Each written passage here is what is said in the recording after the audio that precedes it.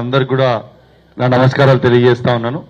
ఇవాళ నేను శాసనసభ్యునిగా గెలిచిన తర్వాత సంవత్సరానికి ఇలా గౌరవనీయులు పెద్దలు మాజీ మంత్రివర్యులు సిద్దిపేట శాసనసభ్యులు హరీష్ అన్న గారు ఇలా హుజరాబాద్కి వచ్చినందుకు మనస్ఫూర్తిగా స్వాగతం పలుకుతూ, కరీంనగర్ శాసనసభ్యులు మాజీ మంత్రివర్యులు గంగ్లా కమలాకర్ గారికి కూడా స్వాగతం పలుకుతూ, మాజీ మంత్రివర్యులు కొప్పుల ఈశ్వర్ గారికి స్వాగతం పలుకుతూ, ప్రతాపన్న గారికి మరియు నారదాస్ లక్ష్మణన్న గారికి మరియు జిల్లా అధ్యక్షులు జీవి గారికి, హరిశంకర్ గారికి, మాజీ ఎస్సీ కార్పొరేషన్ మాజీ medical and health corporation chairman గారు ఎర్రోడ శ్రీనివాస్ గారు, ఎస్సీ కార్పొరేషన్ బండా శ్రీనివాస్ గారు, మరియు మా స్థానికంగా ఉన్న మాజీ ఎంపీపీలు, మాజీ జెడ్పీటీసీలు, మున్సిపల్ చైర్మన్లు, మన పట్టణ అధ్యక్షులు, మండల అధ్యక్షులు అందరికీ కూడా నా నమస్కారాలు తెలియజేస్తూ స్వాగతం సుస్వాగతం పలుకుతూ, ఇప్పుడు గౌరవనీయులు పెద్దలు మన హరీష్ రావు గారిని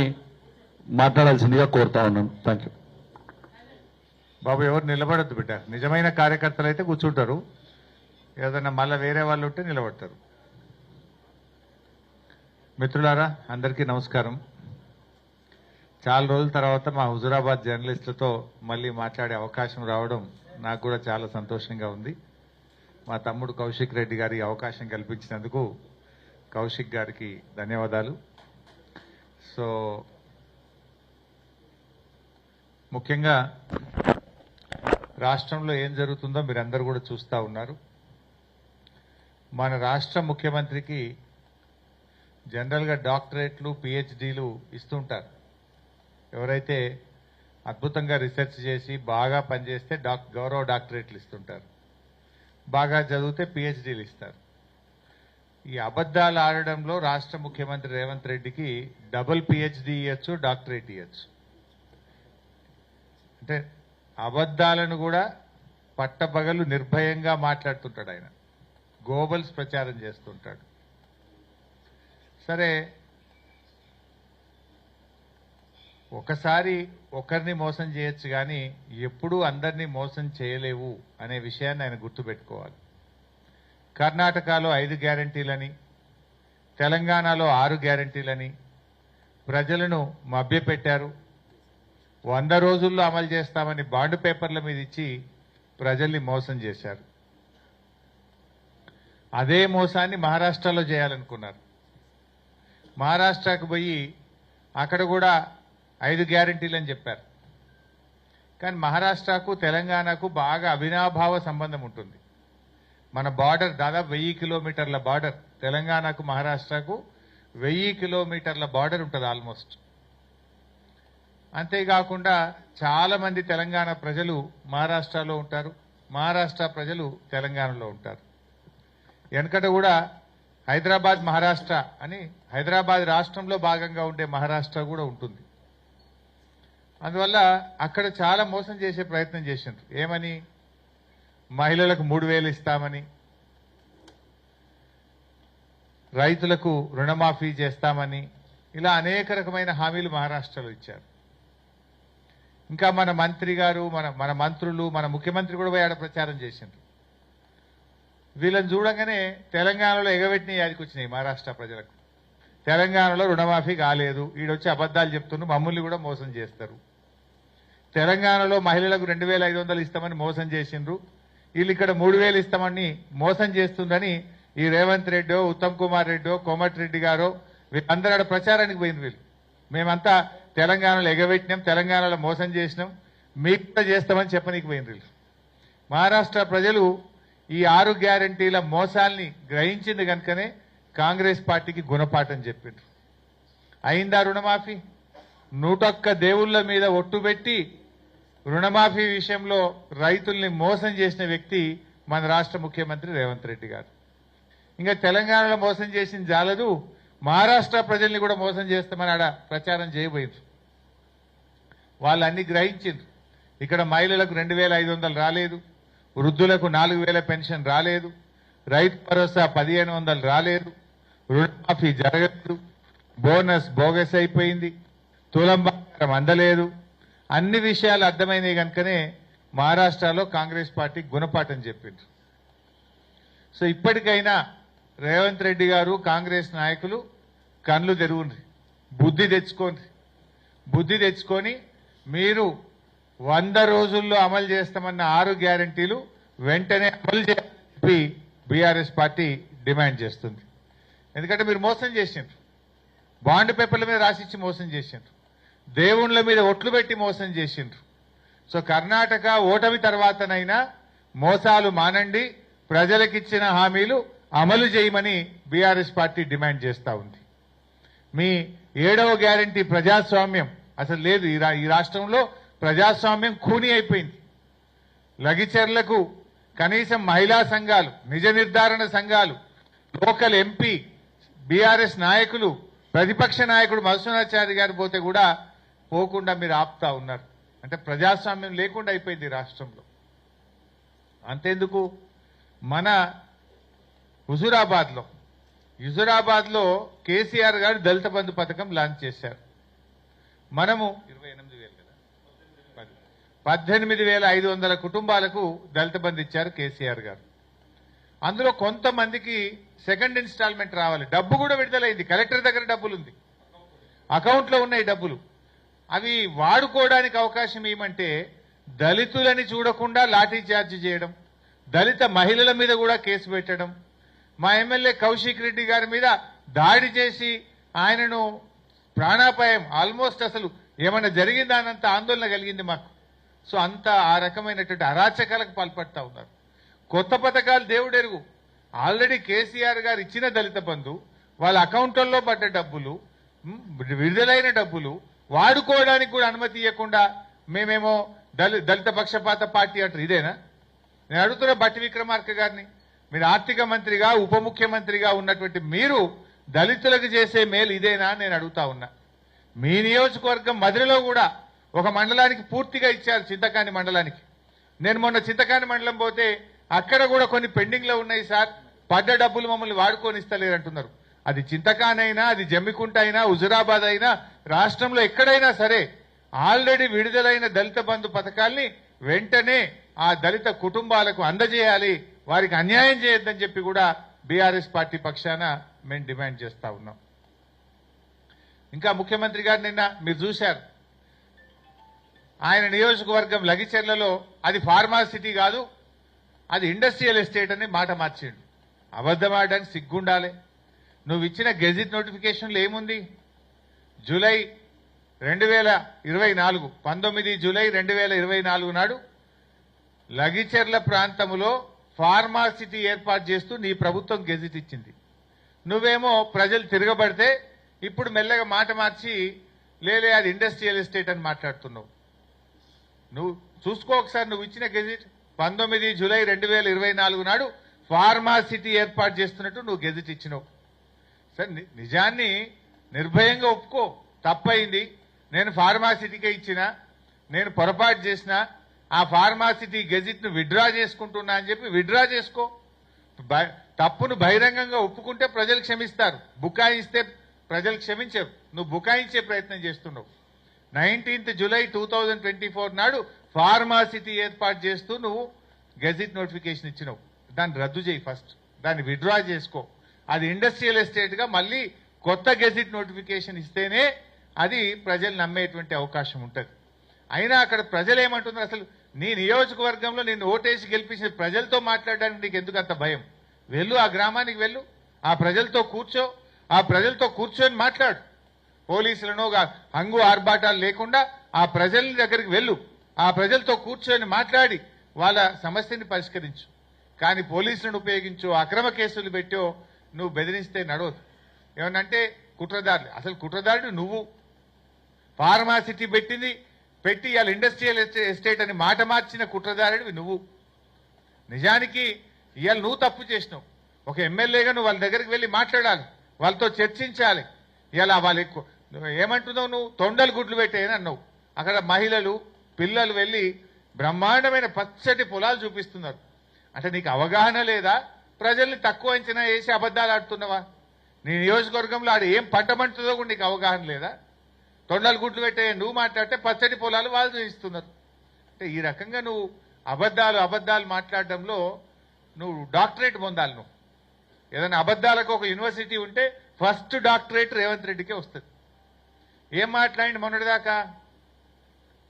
కాళేశ్వరం ప్రాజెక్టు కూలిపోయింది, 1,00,000 కోట్లు వృధా అయిపోయినాయని గోబల్స్ ప్రచారం చేశారు. గోరంతలు కొండంతలు చేసి ప్రచారం చేసిండ్రు. నిన్న మొన్న ఏం మాట్లాడుతుండు?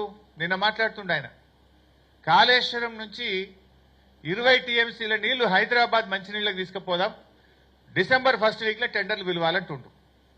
మరి కాళేశ్వరం కూలైపోయి 20 టీఎంసీల నీళ్లు హైదరాబాద్ ఎట్లా తీసుకుపోతా అంటున్నావు రేవంత్ రెడ్డి? నువ్వు మొన్నటిదాకా కాళేశ్వరం కూలైపోయింది, మొత్తం 1,00,000 కోట్లు నీళ్ళలో గంగలు కలిసినాయి అన్నావు. నిన్నేమంటుండు? కాళేశ్వరంలో అంతర్భాగమైన మల్లన్న సాగర్ నుంచి కొండపోచమ్మ సాగర్ నుంచి 20 టీఎంసీల నీళ్లు హైదరాబాద్ మంచినీళ్ళకి తీసుకుపోదాం, తొందరగా ఎస్టిమేట్లు ఫైనల్ చేయండి, వారం రోజుల లోపల టెండర్ పిలవాలంటుండు. వారం రోజులనే. మరి కాళేశ్వరం కూలైపోతే 20 టీఎంసీల నీళ్లు హైదరాబాద్కి అడికెళ్ళి వస్తున్నాయి. కాళేశ్వరం నుంచి నువ్వు ఎట్లా టెండర్ పిలుస్తున్నావో నేను అడుగుతున్నా. మొన్న ఒక మంత్రి మా సిద్దిపేట జిల్లాకు వచ్చింది పోయిన ఎండాకాలంలో. మన మల్లన్న సాగర్ ప్రాజెక్టు, రంగనాయక సాగర్ ప్రాజెక్టు దగ్గర పోయి గేట్లు ఎత్తి 1,00,000 ఎకరాలకు నీళ్లు విడుదల చేస్తున్నాము అని ఒక మంత్రి మాట్లాడింది. మరి కూలిపోయిందని రేవంత్ రెడ్డి అంటాడు. ఒక మంత్రి గారు వచ్చేమో కాళేశ్వరంలో భాగంగా రంగనాయక సాగర్, మల్లన్న సాగర్ నుంచి ఈ వేసవి కాలంలో 2వ పంటకు 1,00,000 ఎకరాలకు నీళ్లు విడుదల చేస్తున్నా అని ఒక మంత్రి గారు చెప్పారు. వ్యవసాయ మంత్రి మొన్న ఢిల్లీకి పోయిండు. ఢిల్లీకి పోయి ఒక ఈ వ్యవసాయానికి సంబంధించినటువంటి సదస్సులో పాల్గొని గత 10 సంవత్సరాల్లో మా తెలంగాణ రాష్ట్రం అన్నపూర్ణగా ఎదిగింది, గత 10 ఏళ్లలో తెలంగాణలో ధాన్యం ఉత్పత్తులు బాగా పెరిగినాయని చెప్పిండు. వ్యవసాయ మంత్రి ఏమో 10 ఏళ్లలో తెలంగాణ అన్నపూర్ణ అయిందంటారు. ఇంకో మంత్రి ఏమో 1,00,000 ఎకరాలకు రంగనాయక సాగర్, మల్లన్న సాగర్కి నీళ్లు విడుదల చేస్తున్నా అని మల్లన్న సాగర్ గేట్లెత్తి, రంగనాయక సాగర్ గేట్లెత్తి నీళ్లు విడుదల చేసి నీళ్లు ఇస్తున్నా అంటారు. ఇక రేవంత్ రెడ్డి ఏమో కాళేశ్వరంలో భాగంగా ఉన్న మల్లన్న సాగర్, కొండపోచమ్మ సాగర్ నుంచి 20 టీఎంసీలు హైదరాబాద్కు మంచినీళ్లు తీసుకుపోతా అంటాడు. ఇదే రేవంత్ రెడ్డి ఇంకేమంటుండు? మూసి పారిశుద్ధ్యాన్ని పారదోలడం కోసం కాళేశ్వరం ప్రాజెక్టు నుంచి 5 టీఎంసీల నీళ్లు తీసుకుపోయి మూసీ నదిని మొత్తం కూడా శుభ్రం చేస్తాం, గోదావరి జలాలను తీసుకుపోయి మూసీలో ఇడిస్తా అంటాడు. మరి కాళేశ్వరం కూలైపోతే మూసీకి 5 టీఎంసీల నీళ్లు ఆడికెళ్ళిపోతాయి. కాళేశ్వరం కూలైపోతే హైదరాబాద్ నగరానికి 20 టీఎంసీల మంచినీళ్లు ఆడికెళ్ళిపోతున్నాయి. కాళేశ్వరం కూలైపోతే మీ మంత్రి గారు రంగనాయక సాగర్, మల్లన్న సాగర్ నుంచి 1,00,000 ఎకరాలకు నీళ్లు ఇస్తా అని ఎట్లా చెప్తుండ్రు? అంటే దీన్ని బట్టి ఏమర్థమవుతుంది? అయితే కాళేశ్వరం కూలిపోవడం అబద్ధం, రేవంత్ రెడ్డి అన్ని గోబల్స్ చెప్పిండు, అబద్దాలు ఆడిండు అనేటువంటి విషయం అర్థమవుతుంది. ఏది నిజం ఏది అబద్ధం ఇప్పుడు ప్రజలకు అర్థమైతలేదా? నిజం నిలకడ మీద తెలుస్తుంది అన్నట్టు కాళేశ్వరంలో కేవలం 29 కాంపోనెంట్లలో ఒక కాంపోనెంట్లో 2 పిల్లర్లు మాత్రమే పోయినాయి. 29 కాంపోనెంట్లలో మేడిగడ్డ అనేది ఒక కాంపోనెంట్. ఆ మేడిగడ్డలో 156 పియర్స్ ఉంటే అందులో కేవలం 2 పియర్స్ మాత్రమే పోయినాయి. దానికి నువ్వు గోరంతలు కొండంతలు ప్రచారం చేసి గోబల్స్ ప్రచారం చేసినావు. ఇలా మల్లన్న సాగర్ ఇంటాక్ట్ ఉంది, రంగనాయక సాగర్ ఇంటాక్ట్ ఉంది. ఇప్పుడు యాసంగి పంటకు అన్నపూర్ణ నుంచి, మిడ్ మానేర్ నుంచి ఇవన్నీ పారే నీళ్లు కాళేశ్వరంలో భాగం కాదా? రేపు యాసంగి పంటకు నీళ్లు ఇయ్యమా మనం? ఈ రకంగా అబద్ధాలు మాట్లాడుతున్నారు. ఇవాళ సగం తెలంగాణకు మంచినీళ్లు కూడా కాళేశ్వరంలో భాగంగానే పోతా ఉన్నాయి, సాగునీరు కూడా పోతా ఉంది.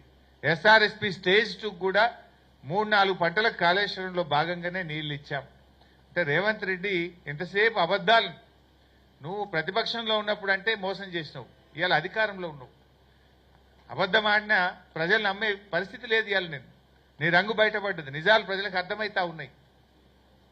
అన్ని విషయాలు కూడా ప్రజలకు అర్థమవుతుంది. ఇలా ఏది నిజం అనేది ప్రజలకు అర్థమైంది కదా. కాళేశ్వరం కూలేపోతే మూసీకి కాళేశ్వరం నీళ్ళు ఎట్లా పోతాయి? కాళేశ్వరం కూలేపోతే హైదరాబాద్కి 20 టీఎంసీల మంచినీళ్ళు ఎట్లా పోతాయి? కాళేశ్వరం కూలేపోతే నువ్వు ఈ 1,00,000 ఎకరాలకు మన కాలువల కింద నీళ్ళు ఎట్లా ఇచ్చే ప్రయత్నం చేస్తున్నావు? ఇవన్నీ కూడా గోబల్స్ అనేటువంటివి అబద్ధాలు ప్రచారం చేస్తున్నారు. నిన్ననే ఆయన రివ్యూ చేసి వారం లోపల టెండర్లు పిలవండి హైదరాబాద్ మంచినీళ్ళకి అంటుండే. ఎక్కడి నుంచి? కాళేశ్వరం నుంచి, మల్లన్న సాగర్ నుంచి, కొండపోచమ్మ సాగర్ నుంచి. ఇవన్నీ కూడా ఒక గోబల్స్ ప్రచారానికి ఆయన పాల్పడుతున్నటువంటి విషయం మనకు చాలా స్పష్టంగా అర్థమవుతుంది. మిషన్ భగీరథ మీద కూడా అట్లే మాట్లాడింది. ఏమని? మిషన్ భగీరథ మొత్తం ఫెయిల్ అయిపోయిందని, మిషన్ భగీరథలో అసలు నీళ్లే రావడం లేదు అని మాట్లాడింది. కానీ ఢిల్లీలో పార్లమెంట్లో కేంద్ర ప్రభుత్వం చెప్పింది, ప్రతి ఇంటికి త్రాగునీరు ఇచ్చినటువంటి రాష్ట్రం తెలంగాణ రాష్ట్రం, ఫ్లోరైడ్ రహిత రాష్ట్రం తెలంగాణ రాష్ట్రం. స్వయంగా ప్రధానమంత్రి ఒక దశలో పార్లమెంట్లోనే మెచ్చుకున్నాడు. కేసీఆర్ ఎప్పుడు వచ్చినా మంచినీళ్ల గురించి సాగునీరు గురించి అడుగుతాడు తప్ప నన్ను ఏం అడగడు అనే విషయాన్ని లోక్సభలో ప్రధానమంత్రి గారే చెప్పిండ్రు ఒక సందర్భంలో. దీన్ని బట్టి ఇవాళ మిషన్ భగీరథ విషయంలో కూడా మీరు మోసమే చేసిండ్రు, అబద్దాలు ఆడిండ్రు మీరు. కేసీఆర్ ప్రతి ఇంటికి మిషన్ భగీరథతో నీళ్లు ఇచ్చిండ్రు. ఇవాళ నిన్న ముఖ్యమంత్రి అంటుండు మిషన్ భగీరథ ఇంజనీర్లను కూడా భాగస్వామ్యం చేసి మిషన్ భగీరథ లాగా 20 టీఎంసీలు హైదరాబాద్కు నీళ్లు తీసుకొని పోండి అంటాడు. నువ్వు మొన్నటిదాకా ఏం మాట్లాడినావు? మిషన్ భగీరథ ఫెయిల్ అన్నావు, కాళేశ్వరం కూలిపోయిందన్నావు, ఇప్పుడేమో ఆ కాళేశ్వరమే మంచి ముద్ద అంటున్నావు, ఇప్పుడేమో ఆ మిషన్ భగీరథనే మంచిగుంది దాని లెక్క హైదరాబాద్కు నీళ్లు తీసుకుపో అంటున్నావు. అంటే ఈ ముఖ్యమంత్రి అబద్దాల ముఖ్యమంత్రి, పూటకో మాట మాట్లాడతాడు. దేవుళ్ళ మీదనే ఒట్టి పెట్టి మోసం చేసినోడు ఏం చేయడు చెప్పుండ్రి. దేవుణ్ణే మోసం చేసిన నువ్వు ప్రజల్ని మోసం చేయవా? నీకు అబద్దాలు లెక్కనా? అందుకే నీకు డాక్టరేట్ ఇవ్వాలని చెప్పి కూడా మేము రికమెండ్ చేస్తున్నాం. ఈ మధ్య కాంగ్రెస్ వాళ్ళు ప్రచారం చేస్తున్నారు, ఈసారి 1,61,00,000 మెట్రిక్ టన్నుల వడ్లు పండినాయి, ఇదంతా మా ఘనత, మా కాంగ్రెస్ పార్టీ గొప్పతనము అని మాట్లాడుతున్నారు. చెప్పుకోవడానికన్నా సిగ్గుండాలి. ఈ రాష్ట్రాన్ని పాలించింది 50 ఏండ్లు కాంగ్రెస్ పార్టీ, 16 ఏండ్లు తెలుగుదేశం పార్టీ. ఈ రేవంత్ రెడ్డి అంటే ఆయన ఇప్పుడున్నది కాంగ్రెస్, నిన్నటిదాకా ఉన్నది తెలుగుదేశం, గా రెండు పార్టీలే కదా. 50 ఏండ్లు ఆ పార్టీ, 16 ఏండ్లు ఈ పార్టీ ఉంటే 2014లో బీఆర్ఎస్ ప్రభుత్వం అధికారంలోకి వచ్చినాడు ఈ రాష్ట్రంలో పండిన వడ్లు 30 లక్షల మెట్రిక్ టన్నులు, కేవలం 30 లక్షల మెట్రిక్ టన్నులు. కేసీఆర్ దిగిపోయేనాడు పండిన ఎంత? 1,54,00,000 మెట్రిక్ టన్నులు. ఒక పంటకే చెప్తున్నాయి. 30 లక్షలు ఎక్కడ, 1,54,00,000 ఎక్కడ? మరి 56 ఏండ్లు మీరు పాలిస్తే 30 లక్షల మెట్రిక్ టన్నుల వడ్లే ఎందుకు పండినాయి? ఎందుకు 30 లక్షలు మీరు దాటలేదు? 50 ఏండ్ల కాంగ్రెసు, 16 ఏండ్ల తెలుగుదేశం ఇద్దరు కలిపితే కూడా 30 లక్షలు దాటకపోతుంది కదా.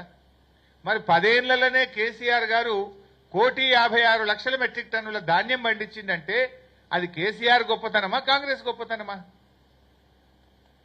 కేసీఆర్ గారు మిషన్ కాకతీయ కింద చెరువులు బాగా చేస్తే భూగర్భ జలాలు పెరిగినాయి. ప్రాజెక్టు కాలువలతోని చెరువులకు అనుసంధానం చేసిండ్రు. పెద్ద ఎత్తున చెక్ డ్యాంలు నిర్మాణం చేసిండ్రు. పెండింగ్ ప్రాజెక్టులు పూర్తి చేసిండ్రు. కొత్త ప్రాజెక్టులు పూర్తి చేసిండ్రు. కృష్ణా గోదావరి నదీ జలాలను తెలంగాణ భూభాగానికి మళ్లించారు. నీటి తీరువా రద్దు చేశారు. రైతు బంధు కింద ఎకరానికి 10,000 ఇచ్చారు. 1,00,000 కోట్ల రూపాయలతో విద్యుత్ పంపిణీ వ్యవస్థను బలోపేతం చేసి 24 గంటల మోటార్లు కాలని, ట్రాన్స్ఫార్మర్లు కాలని నాణ్యమైన కరెంట్ ఇచ్చారు. ఇవన్నీ కేసీఆర్ గారు చేయడం వల్ల 1,56,00,000 మెట్రిక్ టన్నుల పంట పండింది. మీరు చేసింది ఏమనుంటే చెప్పండి. కరెంట్ ఇచ్చింది కేసీఆర్, మిషన్ కాకతీయలో చెరువులు బాగు చేసింది కేసీఆర్, దేశంలో నగదు బదిలీ పథకం రైతులకు ప్రారంభించింది ఇదే జమ్మికుంటలో కేసీఆర్ గారు, ఇదే హుజురాబాద్ కాన్స్టిట్యున్సీలో ప్రారంభించారు. రైతులకు ఇవాళ మేం చేసినాం. ఆనాడు మీరు ప్రాజెక్టుల కింద చెరువులకు తూములు పెట్టడానికే మీరు అలో చేయలే ఉమ్మడి ఆంధ్రప్రదేశ్లో. అప్పటి కాంగ్రెస్ అయినా అప్పటి తెలుగుదేశం అయినా అన్ని కాలువలకు తూములు పెట్టి చెరువులను ప్రాజెక్టుల కింద నింపిన ఘనత కేసీఆర్ గారిది. మీరు చేసింది ఏమో చేసిండ్రు. మీరు కూడా ఏం చేసిండ్రు అంటే 101 దేవుళ్ళ మీద ఒట్టు పెట్టి రుణమాఫీని ఎగ్గొట్టిండ్రు. కరోనా ఉన్న కేసీఆర్ గారు రైతు బంధు ఇస్తే ఆ రైతు బంధు పథకాన్ని ఎగ్గొట్టారు. ఇంతకు మించి మీరు చేసింది ఏముంది రైతులకు? ఒక్క మంచి పని చెప్పండి మీరు రైతులకు. వరంగల్లో 9 హామీలు ఇచ్చారు రైతు డిక్లరేషన్ పెట్టి. 9 హామీల్లో ఒక్కటి అమలైందా అని నేను అడుగుతా ఉన్నా. రైతు కూలీలకు 12,000 అన్నారు, ఇచ్చిండ్రా? కౌలు రైతులకు 15,000 అన్నారు, ఇచ్చిండ్రా? రైతు భరోసా 15,000 అన్నారు, ఇచ్చిండ్రా? 10 రకాల పంటలకు బోనస్ అన్నారు, ఇచ్చారా? రుణమాఫీ మొదటి సంతకం మొదటి రోజే రుణమాఫీ చేస్తామన్నారు, చేశారా? అసలు రైతులకు ఇచ్చిన 9 హామీల్లో ఒక్క హామీ అమలైందా అని నేను అడుగుతున్నా. ఇంకా ఈ ఘనతకు ముఖ్యమంత్రి గారు మహబూబ్ నగర్ లో వీళ్ళు ఏడాదైన సందర్భంగా 3 రోజుల పాటు రైతు వారోత్సవాలు జరుపుతారట. ఏం చెప్తావు రైతు వారోత్సవాల? మీకు అన్ని ఎగబెట్టినాం, మోసం చేసినాం, దేవుని మీద ఒట్టు పెట్టి మిమ్మల్ని ఆగం పట్టించినాం అని రైతు వారోత్సవాలు జరుపుతావా? 3 రోజుల పాటు రైతు వారోత్సవాలు జరుపుతారట వీళ్ళు మహబూబ్నగర్లో. వీళ్ళ ఏడాది పాలన గొప్పగా చేసిందట. రైతులకు ఏం చేసిండ్రు? మార్కెట్లో పోతే వడ్లు కొనే దిక్కు లేదు, పత్తి కొనే దిక్కు లేదు. మొన్న నేను ఖమ్మం పోతే 6,500కి మించి ఏ ఒక్క రైతుకు కూడా వాళ్ళకి పత్తికి డబ్బులు రావడం లేదు. 7,520 మద్దతు ధర ఉంటే యావరేజ్ ఖమ్మం మార్కెట్లో పత్తి రైతులకు లభించింది కేవలం 6,500. అంటే క్వింటల్ పత్తి మీద ప్రతి రైతు 1,000 రూపాయలు నష్టపోయిండు. నువ్వు చెప్పిందేమో 500 బోనస్, జరిగిందేమో 1,000 రూపాయలు తుట్టి. అంటే 1,500 రూపాయలు ఓ క్వింటల్ మీద పత్తి రైతులకు నువ్వు మోసం చేసినావు. వరి ధాన్యం 1,600కి 1,700కి అమ్ముకుంటున్నారు, 1,800కి అమ్ముకున్నారు బయట. సన్నాలకు బోనస్ అన్నావు, సన్నాలన్నీ కూడా ఎక్కడ కూడా బోనస్ వస్తున్న పరిస్థితి లేదు. నువ్వు చెప్పింది 46 లక్షల మెట్రిక్ టన్నుల సన్నాలు కొంటామన్నావు. 46 కాదు కదా, 4 లక్షలు దాటలే ఇప్పటికి. అంత కలిపితే 10,20 లక్షలు కూడా దాటట్లేదు. అంటే అన్ని విషయాల్లో రైతుల్ని మోసం చేసిండ్రు. అందుకే ఇలా మహారాష్ట్రలో కూడా వీళ్ళ మోసాలను గమనించిండ్రు. వీళ్ళ రైతు భరోసా బోగస్ అయిపోయింది, మహిళలకు 3,000 బోగస్ అయిపోయింది, రుణమాఫీ కాలేదు, పింఛన్ 4,000 రాలేదు. కనుకనే ఈరోజు మహారాష్ట్రలో మీకు ఘోరమైనటువంటి ఓటమి. ఎక్కడెక్కడైతే రేవంత్ రెడ్డి ప్రచారం చేసిండో, ఎక్కడెక్కడైతే తెలంగాణ కాంగ్రెస్ మంత్రులు ప్రచారం చేసిండ్రో ఆడ మొత్తం కాంగ్రెస్ పార్టీ తుడుచుకుపెట్టుకుపోయింది. సఫా 2-3 నెలల ముందు మంచుకుంటే వీళ్ళు పోకముందు కాంగ్రెస్ గెలుస్తుంది అన్నట్టు అన్నారు. ఎప్పుడైతే వీళ్ళు పోయినరో వీళ్ళ ముఖాలు యాదికొచ్చినాయి. వీళ్ళు తెలంగాణలో అన్ని ఎగబెట్టిరని. ఒక 3 నెలల కింద కాంగ్రెస్ మంచిగానే ఉంది, గెలుస్తుంది అన్నట్టుగా అన్నారు. ఆ కూటమి ఏది వీళ్ళ ఇండియా కూటమా ఇదో కూటమి, ఈ కూటమి మంచిగానే ఉంది, గెలుతుండొచ్చు, బాగా తగ్గఫర్ ఉంది అన్నారు. ఈ రేవంత్ రెడ్డి కాంగ్రెస్ మంత్రులు ప్రచారానికి పోయినప్పటి నుంచి అది కిందికి పడ్డది, కదా లేసులేదు కదా.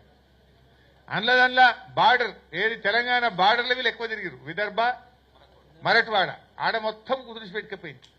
వీళ్ళు ఏడైతే తిరిగినరో ఆడనే ఖతమైపోయింది. అంటే ఏది బిడ్డ మీరు తెలంగాణలో మోసం చేసింది చాలదని ఇంకా మమ్మల్ని మోసం చేసేందుకు వచ్చిండ్రా అని ఆ ప్రజలు తెలివికి వచ్చిండ్రు, మంచిగా బుద్ధి చెప్పారు మీకు.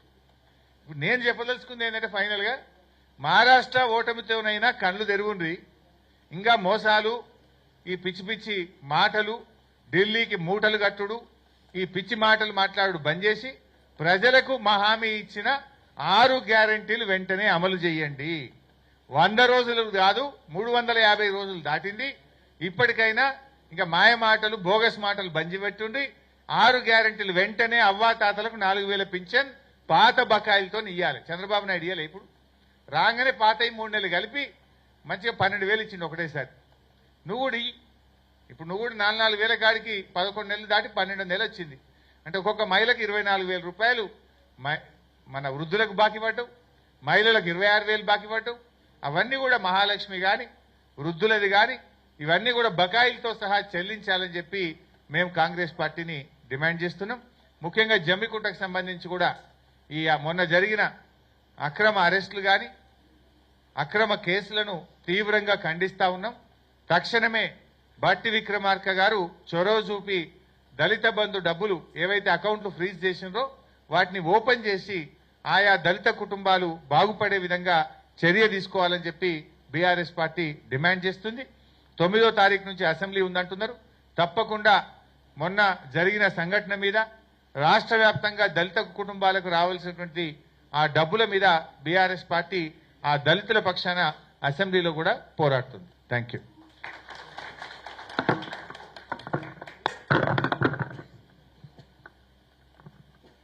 గౌరవ ఎలక్ట్రానిక్ మీడియా, ప్రింట్ మీడియా మిత్రులకి మరియు హరీష్ రావు గారికి, కొప్పిలీశ్వర్ అన్న గారికి, కమలాకర్ అన్న గారికి, నారారాజ్ లక్ష్మణ్ అన్న గారికి, జీవి గారికి మరియు ప్రత్యేకంగా ఇవాళ హుజరాబాద్కి వచ్చి ఇలా ప్రెస్ మీట్ పెట్టినందుకు మా హుజరాబాద్ రైతుల పక్షాన, అందరి పక్షాన, దళితుల పక్షాన మీకు ధన్యవాదాలు తెలియజేస్తాం. Thank you very much.